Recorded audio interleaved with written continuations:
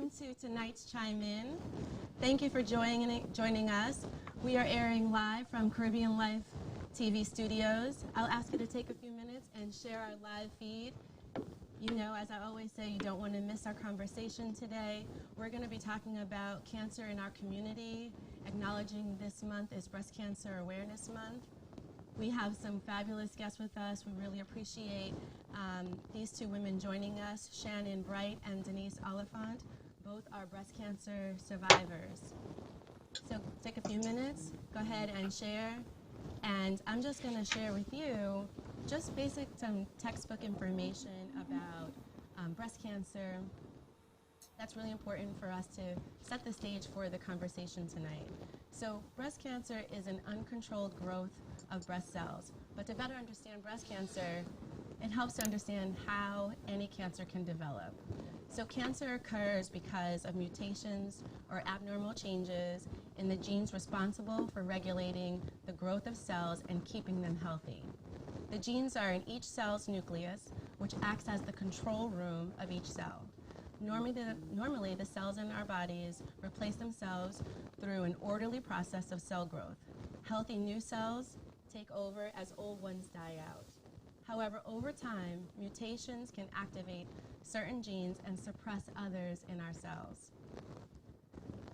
These cells keep dividing without control or order, producing more cells just like it and forming a tumor. So a tumor can be either benign, which is typically not dangerous to your health, or malignant, and that has the potential to be dangerous. So benign tumors are not considered cancerous. Their cells are close to normal, they grow slowly, and they do not invade nearby tissues or spread to other parts of the body. Malignant tumors are cancerous. Left unchecked, key point there, left unchecked, malignant cells eventually can spread beyond the original tumor to other parts of the body. So we're going to start. I'm Celeste Day. I'm going to ask my host to introduce themselves, and then I will ask our guests to introduce themselves. Hello, my name is Julius Caesar. Welcome to Chime In. Hi, I'm Denise Scott. Welcome to Chime In. Hi, good afternoon. My name is Andrea Caesar. Welcome to Chime In. And Shannon, I'd ask you can you introduce yourself, please?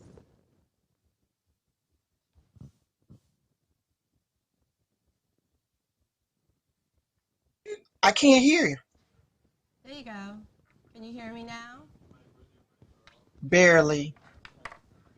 I turned it up. Okay. So Shannon, if you could just briefly introduce yourself. Okay.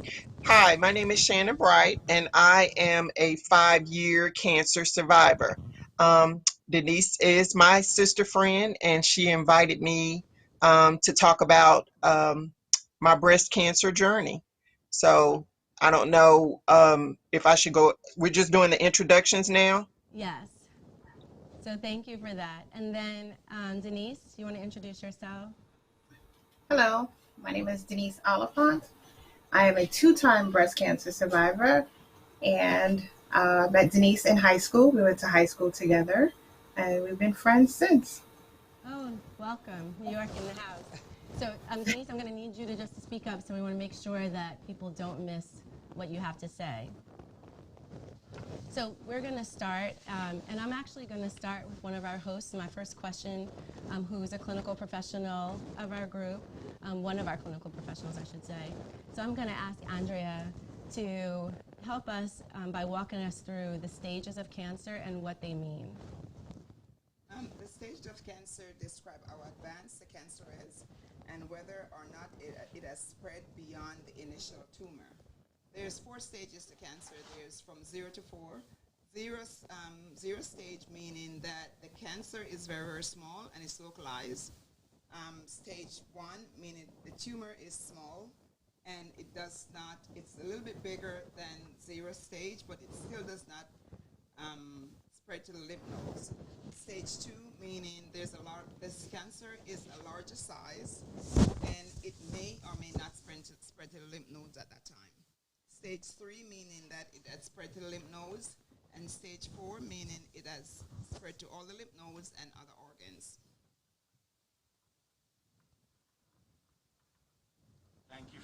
Thank you very much for that, Andrea.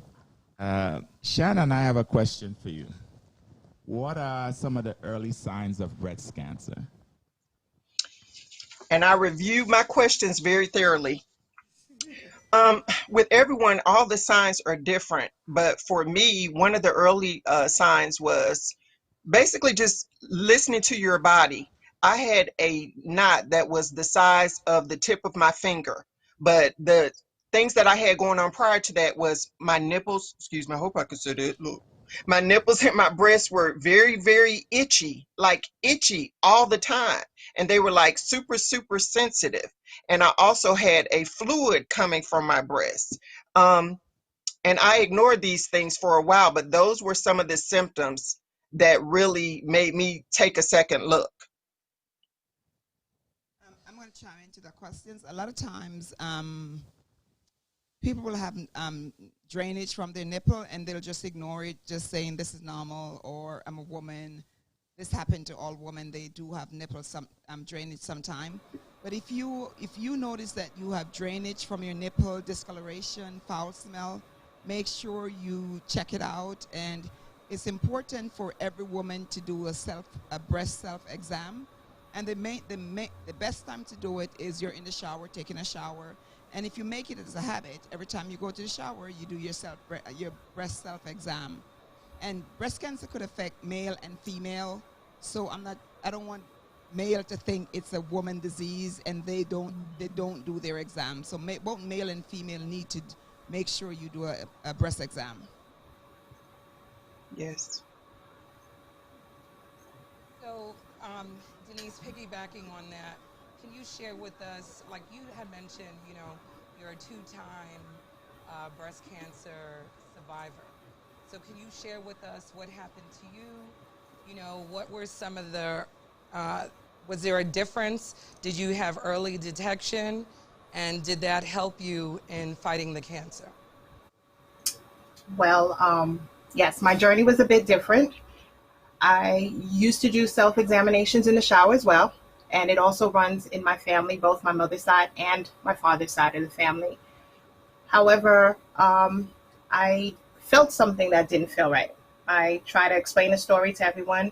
Imagine cooking vegetables, you're cooking peas, and 2 days later you find that one pea that escaped the pot and is still on the stove. That pea is very, very, very hard. That's what I felt. Now, I expressed that to my doctor. My doctor was very thorough and said, it's probably nothing, but we need to get it checked out anyway, which I did. And that was nothing. However, when they did further tests, they found out that I had stage 0 breast cancer. That was in 2011. 6 years later, I self-examinations as well, checking myself out, and I found it again. And doctor said, get yourself checked out. We're going to do what we have to do. And this time it was stage 1. Now, the reason I got breast cancer for the second time was my doctors failed to remove all the breast tissue. So it was left and it was able to grow again. So you're saying the first time you had the 0-stage cancer, you had a mastectomy, meaning to remove your breast, but there was still tissue that retained?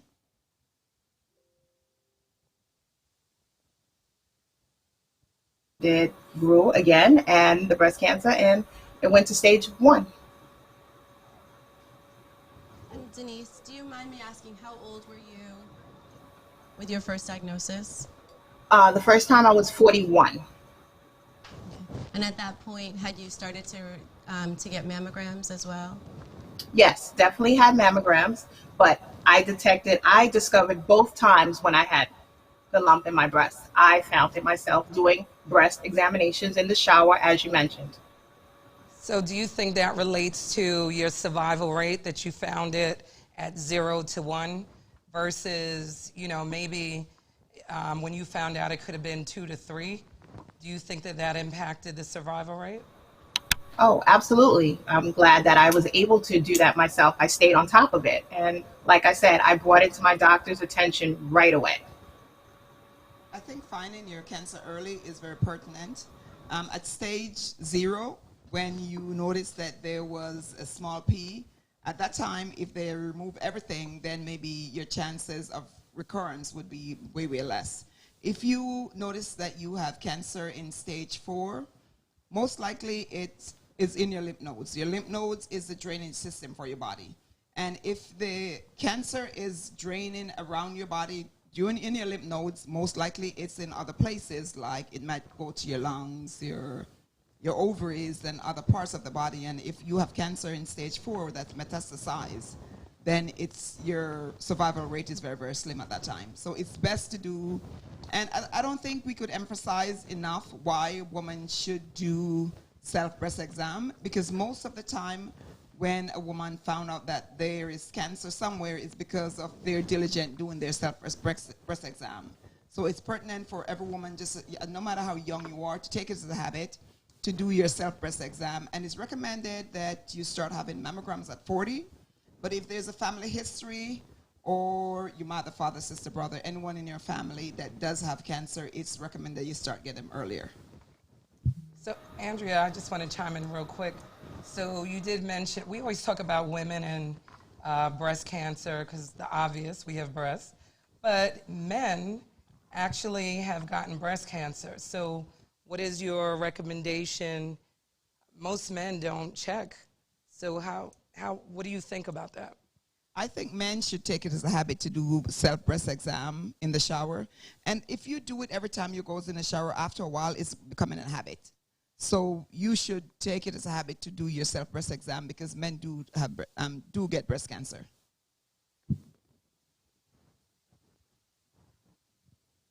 All right. Denise hit on something I was going to ask. Why is it important for both men and women to have do the self-exams? But I think you've answered that already. But I would say this. Most men, including me, I have never done a self-exam in the shower, in the tub, no place. Waking up, laying down. This is news to me. So I think I'm learning something today. Of course, I know of no man who has had breast cancer. I am sure they exist. I just don't know one personally. So it's hard for me to relate. I think if it was more prevalent in men, then we would do it more often. But since no one in my family or anybody I know has ever had it, it's tough for me to say I'll go do a self-exam routinely. But I can guarantee you that the next time I take a shower, I will be checking. Now, Julius, you live with the night nurse. Come on, Julius. You have your own night nurse. You're absolutely right, Denise. Somebody else will be checking. Part of the reason it's important to have the conversation is that there needs to be awareness, right? And so because you haven't known people doesn't mean that it's not important for you to, just like you said, make sure that you... Most definitely. So we need to keep having the conversation. So, Julius, or maybe Andrea, can you just talk to us about whether or not cancer is genetic or environmental? I think most part of it is cancer is genetics, but there's a lot of environmental factors that increase your risk for cancer. As Denise was talking about earlier on, that she knew someone that worked in a specific environment and that exposed them to develop cancer. If your mother have cancer, your father have cancer, your chances for you to develop cancer is very great. And most time, a lot of person will say, you know, I'm the first one that ever developed breast cancer in my family. Sometimes, somewhere along the line in your genetics, maybe your grandparents or great-grandparents had cancer, and no one knew about it. In our culture, if someone has cancer, they never talk about it because it's a taboo for you to have cancer. So maybe somewhere along the line someone had cancer, but no one knew about it. So a lot of times it is genetics, and they have the BRCA test that you could do if you think that you have breast cancer and you want to know your risk, your mother, father, sister, brother, or someone in a close relative had cancer. You could do a BRCA test and see what your chances are for cancer, and if you do the BRCA test and it's positive, then you could have selective mastectomy. Yeah, selective mastectomy, and they could remove both your breasts or your breasts if your test is if you're BRCA positive. All right, so I'm going to ask both of you guys. Shannon, I'll start with you. Can you tell me how your diagnosis, affected your outlook on life with your family, and how has the cancer changed you? I mean, I remember when you told me about it, but can you share with all of us what your journey was like? Oh, yeah. And then Denise? Absolutely. And I just wanted to piggyback off of one thing. I was listening to what she's saying about the BRCA test.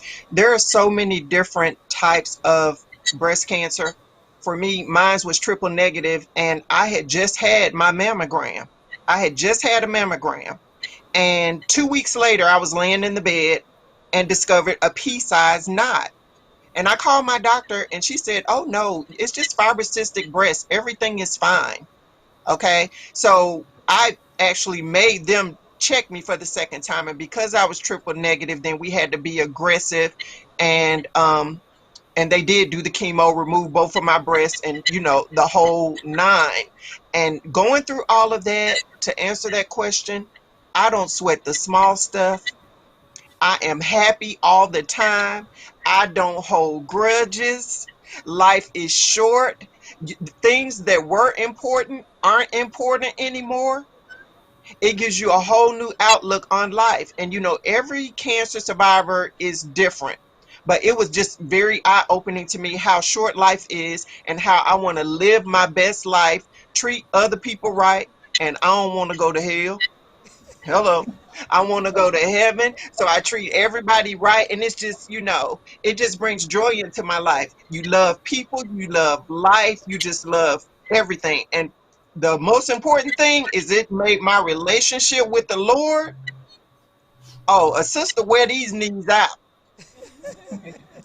A sister wear these knees out. So, it just makes me, now people tell me all the time, "You happy all the time." You better know it. I am happy all the time. So cancer does that too. It's a very eye-opening experience. Yes. And And the I don't know second about my pink sister here, but when they told me the whole thing, the casket, my husband with another woman, all that just flashed in my eyes. I'm like, life is over. This is how it's gonna end. But we still here. So I'm just in my happy place and enjoying every day to the fullest. Every day, everybody. And I just want to say this: forgiveness is key. If you hold grudges, you won't be healed and you won't get well. Yes, yes. Because I used to hold a grudge until the end of the world, but I'm gonna stop talking now. But that's my thing. Well, there's a I love second part to that everybody. question, so it's okay. The second part to that was, how did your diagnosis affect your family too?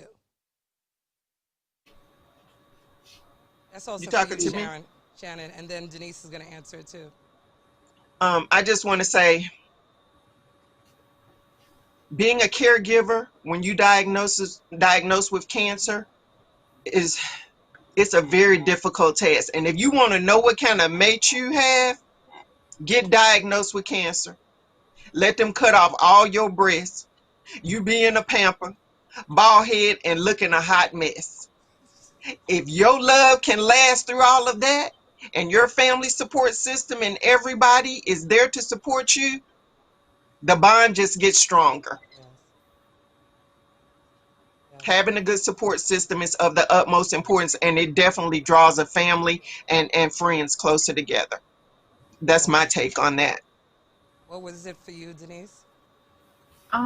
You do become a lot more understanding, forgiving. You realize that other people could be going through something too, so you want to be sympathetic, have empathy for them. Um, with my situation, I had a young daughter, and she had already lost her father, so I was all she had. So that I had to wrap around my head and realize I have to get better. I have to do what I have to do for her. She can't afford to lose another parent. I wasn't going to let her lose another parent. My mom had breast cancer about 30 years ago, so I watched her. I knew what it was to take care of her. The roles reversed, and my mother, my brother, my sister, and my daughter were taking care of me, and they were there for me. helping me through this journey. Wasn't easy. There were days that I just wanted to scream, cry, yell, but you do what you have to do, especially when you know that somebody is depending on you. And that's how I looked at it. As if with my faith, church, yes, definitely a lot more going to church, focused on what I had to do, a lot more praying, and thanking God that I am here, thanking God that I did find it when I did, the first time and the second time. I tell everybody, everything happens for a reason. With your mom diagnosed with breast cancer, were you more aware that there's a chance that you might develop it, or did that prompt you to do more self-examination or go get your mammogram earlier than before you get to 40? I didn't have it earlier than 40. I always did the self-examinations and found nothing. And I thought that was it. I have another sister. She was doing examinations. She had a scare at one point and it was benign. And I forgot about it. I thought that was it. Mm. Well, how old were you? You said you were when you developed it. How Around old my were you mom, when you developed cancer, Denise? 41. I was 41 years old.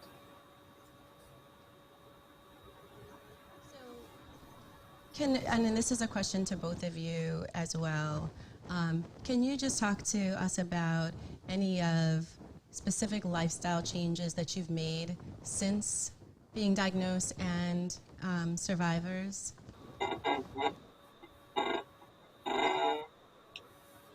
When I first got diagnosed, I actually gave up meat. I didn't eat, but I do eat meat now. But I gave up meat probably for like 4 years, and I tried to focus on my weight and definitely do less sugar and increase my supplements. Those were the main things that I focused on as far as my lifestyle change. But I didn't eat meat for almost 4 years. But then I got really hungry. So now I do eat meat. What about you? My diet did change. A lot more vegetables, a lot more salads. I always loved vegetables. However, I started learning to leave dressings alone. You don't need the sauces. You don't need those added items. I did not stop eating meat. However, intake was a lot less. Working out, exercising, walking. Encourage my daughter to go walking. I'm like, come on, let's go walking every day. Let's go walking. And that was helpful to both of us. Yeah, just kind of just really paid attention to my diet. I was a soda person. Still kind of a I soda was. person, but not as much. Mm. But that was my coffee in the morning. Denise, I used to love sodas too. Yeah. with your treatment process, Denise, did you get chemotherapy and radiation, or you just only had one of them? Okay. The first time I had neither. I didn't have chemo or radiation. I was taking tamoxifen for the 5 years. The second time, they weren't sure if I needed radiation or chemo or both. I did have chemotherapy. I went through that, the losing the hair, everything. Still taking the tamoxifen for the 5 years. Chemo sucks, big time. That was the worst feeling ever that I experienced in my life. Can you describe some of those feelings? You get through it, you feel better. It's just like your body hurts. Your body hurts inside. You feel like your bones hurt. It's really deep. You feel it so deep inside. And I just wanted to sleep. I was still working. I was doing everything I had to do. I ate. I didn't lose weight. I didn't gain weight, but I just wanted to sleep. I wanted to lay down and just relax. Can both of you share, sorry, Julius, but can both of you share like support systems, right? So, and I'm sure it's emotional for both of you. You learn, you get this diagnosis. You know, can you walk me through like your reactions? I know first you probably deal with your family, but then what kind of support groups to help you with your anger or dealing with it? The first time I was literally at the doctor's office by myself. I was going to all my doctor's visits by myself because my mom was working, everybody was working. When my doctor told me afterwards, I think I got in my car and I cried. I came home and then I went to work. And it didn't really set in right away. I think my family took it a little harder than I did, especially my sister. I have an older sister and she kind of went a little ballistic. But yeah, I had my moments. I had an aunt, I still have an aunt, excuse me, retired registered nurse. We were not speaking at the time, my father's sister, for whatever reason. And when I called her, instantly all of that disappeared. She was at every doctor's appointment moving forward. Every time I went in the hospital, she came home in the hospital with me. She stayed with me till I left the hospital. She spent the night. She was dealing with those doctors, everything. Every time I had surgery, she was there with me. So my support system was big. My family, my daughter, the breakfast that she was making, if it was toast or something in the morning or juice, because she was younger the first time. And I'm going to tell you this, the second time I didn't even tell her. She was a junior in high school, and I refused to tell her. I just told her everything was preventative. I have to do this. I have to have chemo. I have to have another surgery just to prevent, because I was so afraid to tell her because she took it so hard the first time. I think one of the first thing, if you were told that you have cancer, is denial.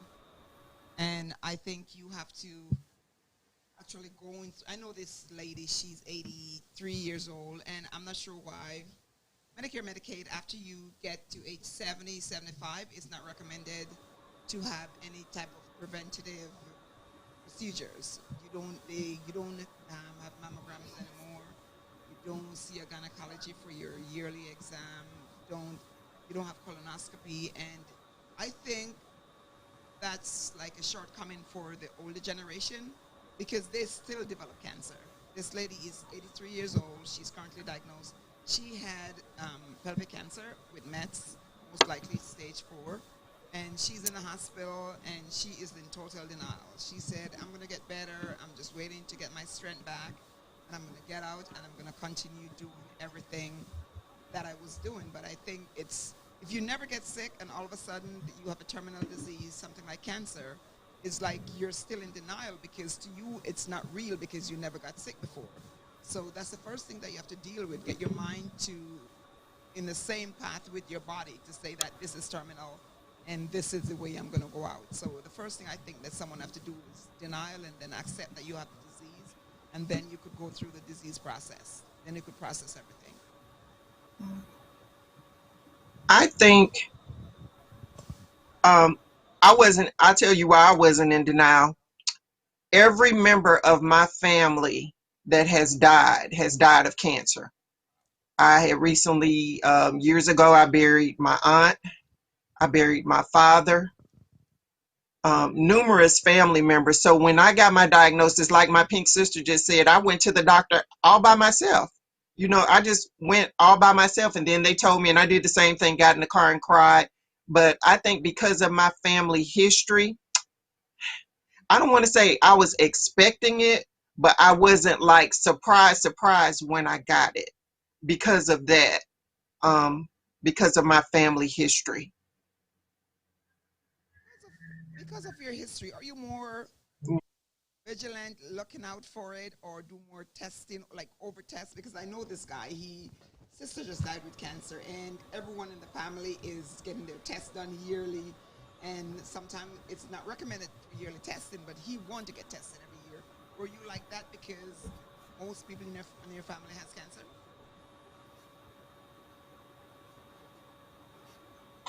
I'm sorry, I could barely hear you. No, I was just asking that if you were more want to get tested, like is everyone in your family, if they try to get their tests earlier, or make sure they get their tests done, or make sure that they're doing self-examination because it runs in your family and it's so prevalent in your family. Were you the person who make sure you get it done even when it's not recommended? Absolutely, because when I was telling my doctor of the family history, I had my first mammogram when I was in my early 30s. And the whole time they kept saying, like they did with the Pink Sister, fibrocystic breast, things like that. But I started early, and I was always vigilant about getting my testing. But my aunt that died, she decided she wasn't going to do chemo or radiation.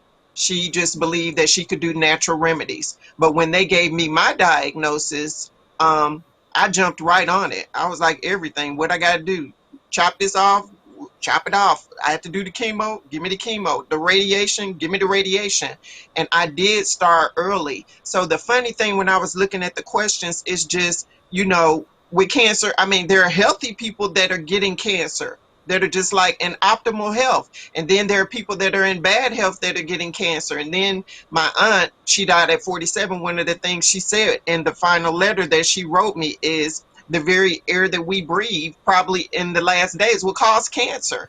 So yeah, I've always been vigilant. And actually I am my 5-year mark. I am the longest survivor of my entire family for cancer. Everybody that's been diagnosed died before they hit 5 years. What do you think the cause of that?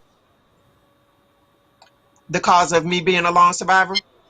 I think because early detection, not being in denial, like the gentleman said, oftentimes, men, they don't get checked. The majority of my family members, they were diagnosed late, like stage 4. And stage 4, there are a lot of stage 4 survivors. I have friends that are stage 4 survivors 15 and 20 years. it, Cancer is just so tricky, but I feel like me, first of all, being blessed and just with my early diagnosis and just jumping right on it is possibly why I'm still here. I think I did it totally different than all the members of my family. So we have some guests. So just as a reminder, there are people out there waiting for you guys to send in our questions. So we had a question that came in from Madani Maru. She says that this is such an important topic, and talking about this helps with the stigma. Stigma remains a big issue. How do we speak to young people about cancer? The main thing to speak to young people about cancer is just letting them know that it's real and anyone could get it. And the main thing is self-examination. A lot of the cancer survivors, as Donna said earlier on, she did self-breast examination and she found the lump. Most people who got diagnosed with cancer, they found the cancer. And if you go get a mammogram every year, as she said, the mammogram, she picked it up, but the mammogram did not. And she was letting her doctor know that there's something wrong. And she was 0 stage, and they didn't actually find it until she was at stage 1. So the best thing, the best preventative, and I think it's a habit. If every time you go to the shower as a young female, male or female, is to do self-breast examination. So it's a habit. So every time you go to the shower, that's something that you do in the shower. So if there's something, you will find it early, and early detection is life-saving. I have a question for you, Andrea, and also the survivors here, these two Pink Sisters. What is the percentages for men compared to women as far as breast cancer? Do you have that information? I don't have the exact number, but breast cancer affects women a lot more than men. There's a few men who do have breast cancer, but it's mostly a woman disease, and because of the estrogen that the woman produces, they are more prone to cancer. Men do have a little bit of estrogen, but not as much as we do. But they do. Some more than others. But they do develop breast cancer. I'm talking about the stigma. So I worked, most of you guys know, I worked for a dedicated cancer center for 15 years. And so there are many men who get breast cancer, but I think that we're talking about awareness and the importance of being comfortable enough to share your experience so men know that, the conversation that Andrea is saying, we hear that as women. We hear people tell us, you need to do your breast exams. You need to, begin to get mammograms. But men don't have those conversations. And then after they have breast cancer, they still don't have those conversations because there is a certain amount of shame that may come with that. I don't know what that is. ask you guys to help us understand that, but it exists. As I said earlier on, like the Caribbean, if you have cancer, it's an hush hush. No one talk about it. It's like a disease that you cause on yourself, so no one talk about it. So your grandparents, your grandparents could even have cancer, but you will never know that's what they died from because there's a big stigma. And I think as the guest said, it's just making everyone aware that this is normal. If you do have it, there's a cure for it. The earlier you find it, the better it is. My question to you, ladies, I'll start first with Denise. As far as having breast cancer, which was the toughest part for you? Was it the mental side of it or the physical side of it? What was tougher for you? Denise answer, and then Shannon, you can answer that also. Oh, wow. The physical part didn't bother me so much. I mean, it is something that you think about. And it's funny, I posted something on Facebook saying that the scars that you have, you have them because you're still here. If you didn't have the scars, you wouldn't be here. So it doesn't bother me as much. Mentally, I think I just had a strong support system. But I wrote every day. I used to write down how I felt, what I was going through. I just wrote about it. But it was my mom, she wasn't going to let me, go through it alone. She would make me talk. She would ask me how you're feeling. What are you doing? Do you need anything? She kept me talking. So I want to say maybe it was probably a little bit of the mental, but the physical didn't bother me as much. One thing I did, I wasn't wearing bras anymore, so I was good. I like that part. And Shannon, which was more of a problem for you, the mental side or the physical side? The mental side was actually good. And what I'm going to say as far as the physical side is just going through the chemo. Not really worried about, I didn't care about my bald head. I didn't care about being flat chested or anything like that. It was just going through the chemo as far as the physical sickness. Like my pink sister said, it's an unexplainable feeling, what you feel like when you go through chemo and stuff like that. It makes you feel like unexplainably sick. I mean, just really, really sick. So that part of it, and then the thing with the chemo, you would do your chemo, and then I would get chemo every 2 weeks. By the time I hit the day before the second week, I would be like, oh, I feel good. Right to the next day when you go into chemo. So that was the hardest part of it. But as far as the mind and everything, the mind controls the body. So I think that, my mind, because I was so spiritually connected and stuff, it was good. It was just the sickness going through that chemo. So, ladies, both of you had experience with cancer in your family before, right? So what would you recommend to someone newly diagnosed that maybe doesn't have the support system or knowledge from your family? What type of support groups are out there? I Well, started I'm a the part of Thriving. Oh, sorry. Go Go ahead. ahead. Oh, I started the support group late. I thought I was pretty good. I really did. I recently started a support group about a year ago, and it was just nice to talk to somebody, just express how you felt. A lot of people, like you said, don't talk about it, male and female. We don't talk about it. I, for one, have no problem talking about it. I've had friends, you have doctor's appointments, let's go. Let me know when you're going. I will be there with you, day of surgery, all of that. I don't have a problem with that. Sometimes we need to push other people. I had a friend today that I spoke to. She's worried about getting a mammogram. I said, listen, schedule it. I'll meet you there. We'll go together. So you have to talk about it. You have to make people feel comfortable. I do an event for the last 8 years that I've been doing, and we celebrate life. It's nothing depressing at all. We celebrate those that are here. We also, honor those that are no longer here, but we have fun. That's what we do.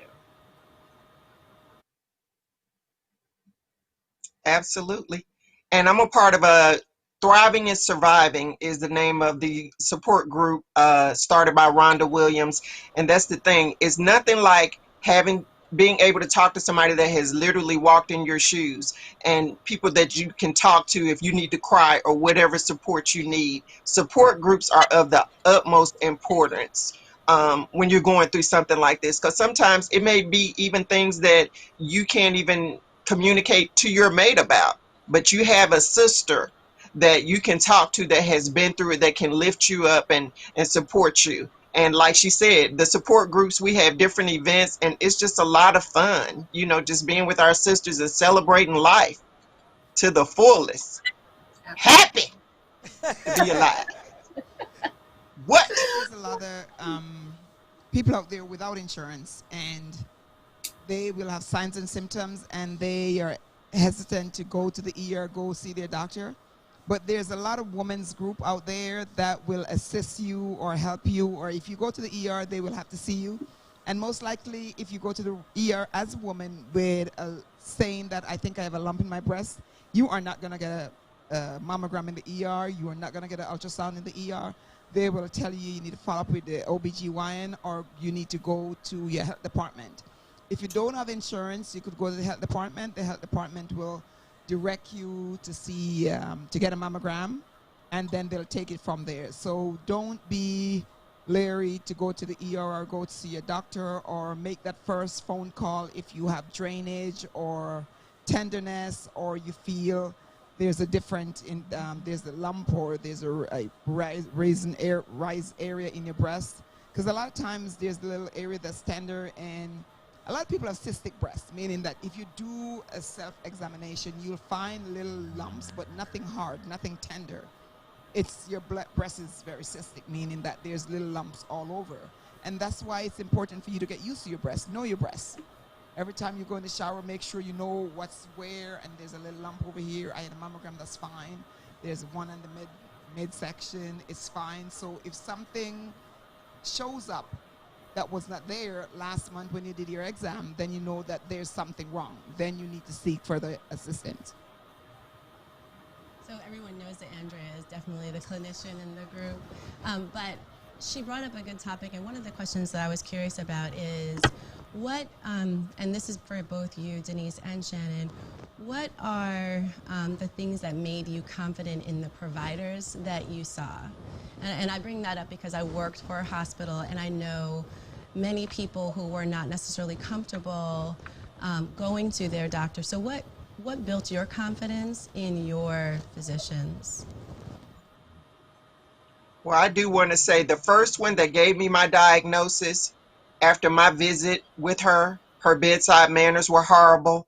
I said, there's no way I can go through this journey just being dissatisfied with someone that doesn't make me happy. So that's how I ended up getting a second opinion and going to the cancer treatment center, and just the warmth and the love. And what I love about the cancer treatment center is when you walk in, it doesn't even feel like a real cancer. I mean, it's just a different feel. And the doctors, and they take time with you. So that's why I actually ended up getting a second opinion going with the cancer treatment center versus the first doctor that I went to, because she just made me so uncomfortable. As far as my doctors, it's weird. The first time I had men doctors, they were very warm, very nice, caring, willing to go the extra mile. They did everything. When I wasn't feeling right, they wanted to know what was going on, what was going through my head. But my second series of doctors were females, and it was just totally, totally different. They just treated me, kind, loving, affectionate. They were more upset the fact that I was going through this for the second time. That's how they felt. They was like, you shouldn't have to go through it the first time, but the fact that you're going through it the second time, the love, the outpour, it was awesome.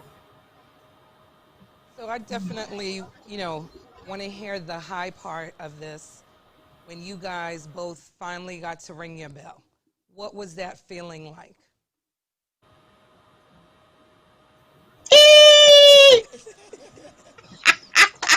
Denise is used to being Explain loud. to us I what's just want to ringing say, the bell so means, I had because all mine I'm in all the dark planned when it out. comes to ringing the bell. So explain to us first what ringing the bell means. That means that you have complete, well, you ring the bell twice, actually.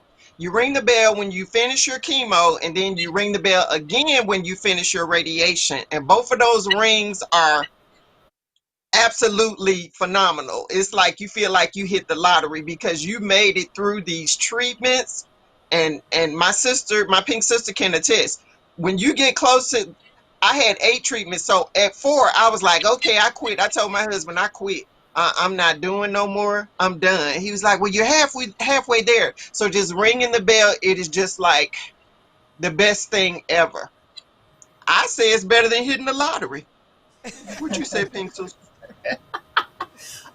It was thrilling, very thrilling, exciting. I was excited to do so.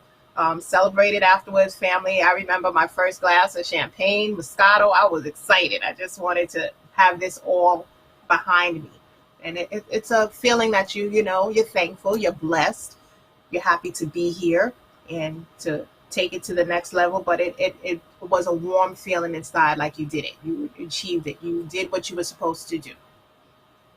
I just want to explain a little bit about chemo and radiation. A lot of people will hear other people said chemo, chemo. What is chemo? Chemo is you could get it by mouth or you could get it by IV. And what it does, it kills all your cells in the body. Like every last cell in your body is affected. So the goal of the chemo is to kill the cancer cells. During the process, it kills the good cells and the bad cells. So you are like drained. You are, if you go out and a fly passes you, whatever the fly has, you'll get it. So it kills your immune system. It kills everything. So you are weak, you're tired, you're sick, you're nauseated, you have a headache. As Shannon said, you just want to lay down. So all your cells are dead, and then you have to regenerate new cells to give you energy to keep you moving, keep you going. And that's one of the reasons you lost all your hair, because it kills all your cells. And radiation is what it does. It's radiation that they localize where the cancer is. You cannot get radiation throughout your body. You have to get radiation that's localized to one area. And a lot of times, if you have a cancer that's metastasized, you cannot get radiation for that. You'll get radiation for one area of the body. And whatever is around that organ will get radiated too.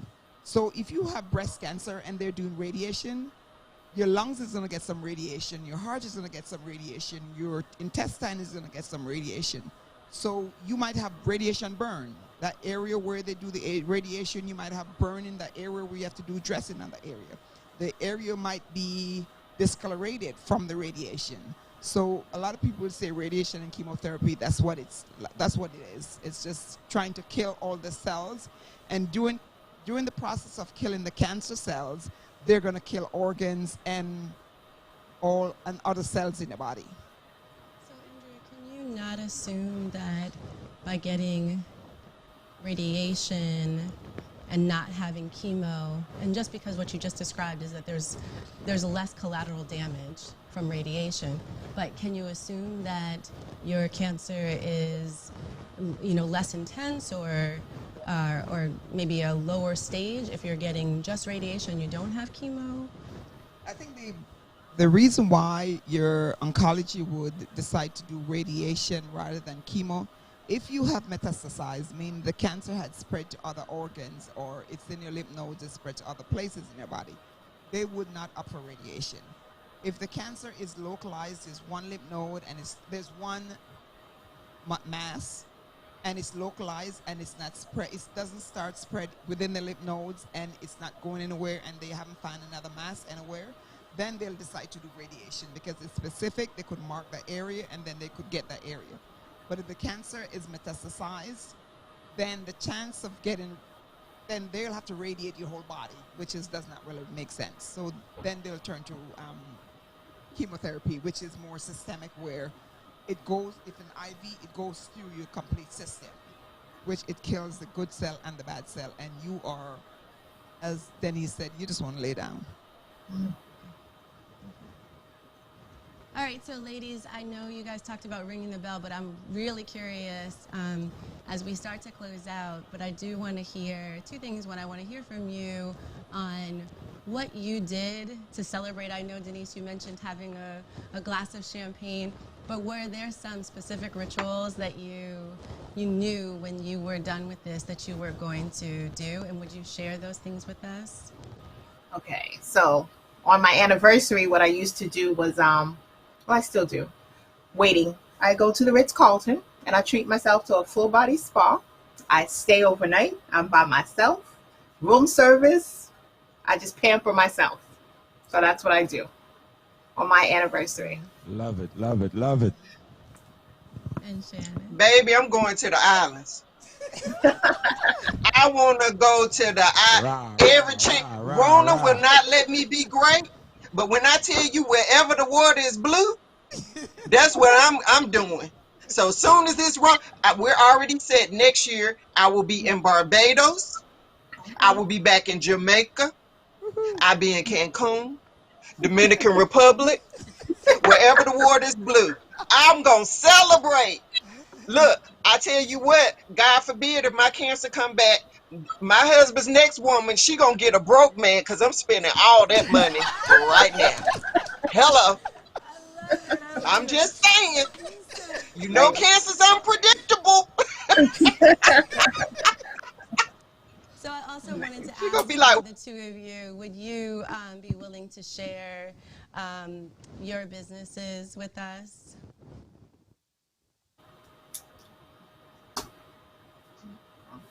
Well, I didn't I hear the question. I'm sorry. Go ahead, Denise, and then Go Shannon ahead. can go. okay. What I do is something called Denise's Pink Shoe event. It's a event that I do every year. I am collecting money throughout the year for making strides for breast cancer. And then we have a huge day party. Normally we do the walk at Orchard Beach and everything like that in City Island, but because of everything that's going on, we're not doing that. And I usually have an indoor event at the Eastwood Manor. It's a nice catering hall in the Bronx. So this year we're doing it outside in the park. I have a huge area where we will have a DJ, a comedian, a singer, a rapper. We'll play games, arts and crafts, everything just celebrating life. And we do a balloon release at the end, and we have a good time. We do this, takes about, we have 3 or 4 hours partying, celebrating life. That's what it's about. So I do this every year, and I'm looking forward to this year. A lot more things that we're adding every year. Selling T-shirts, we'll be in our mask and everything. Denise's Pink Shoe events. I have it behind me. Fight for your breast friends. Is there a website that you have, Denise? I have my email address. It's livedsouffle@hotmail.com. We will make sure that that gets added to the site so people know Thank about you. it. And then Shannon, Thank do you want to share? I am a part of Thriving and Surviving. It's actually Rhonda Williams Thriving and Surviving cancer group. It will be thrivingandsurviving.org.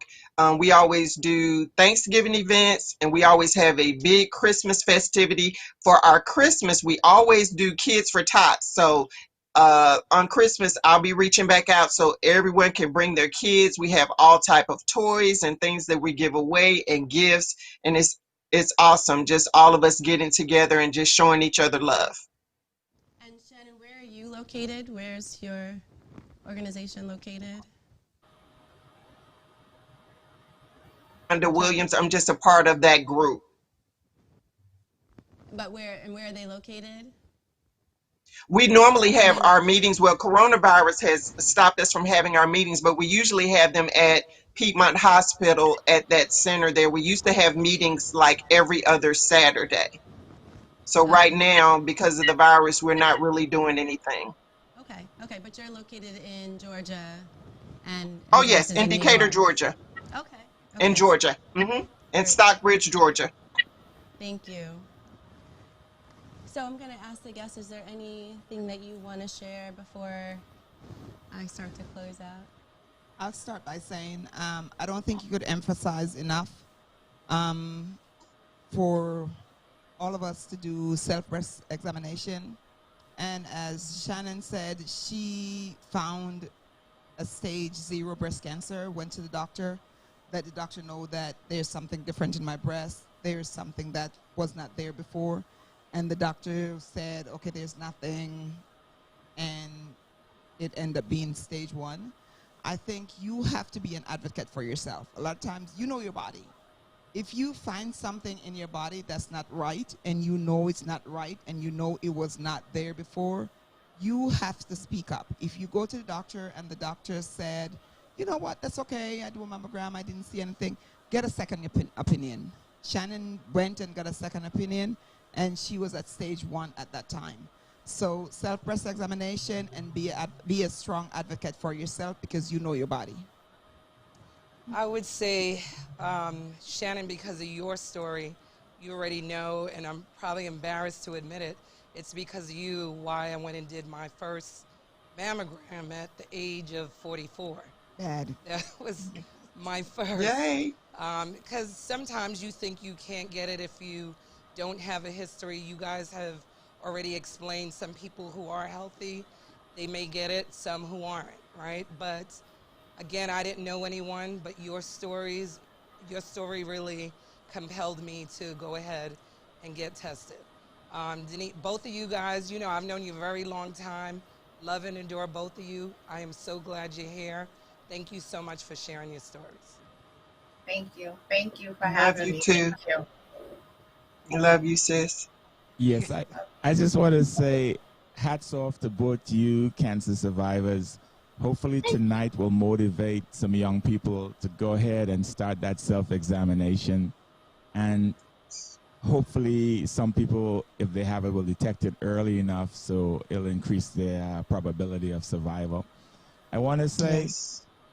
you guys should be really proud of yourself, not only for surviving cancer, but for being able to publicly come out and share, because that helps so many people. And if you could help one person tonight, that right there is amazing. Yes. Yes. And Thank I you. echo Thank you. that, Julius. I think it's been just great to have you two with us. I'm going to close out just talking about, again, tonight we're talking about breast cancer awareness. It's an effort to raise awareness and reduce the stigma of breast cancer through education on symptoms and treatment. We hope that increased knowledge will lead to earlier detection of breast cancer, which is associated to higher long-term survival rates. The both of you have been phenomenal to talk to. I've really enjoyed listening to you and your energy and your excitement and just reminding us how important things are, real things are in life. So thank you for joining us again. Thank and you. Good night. Thank you. Good night. I enjoyed it. Good night. Nice meeting you. Thank you. Thank you all so much. Thank you.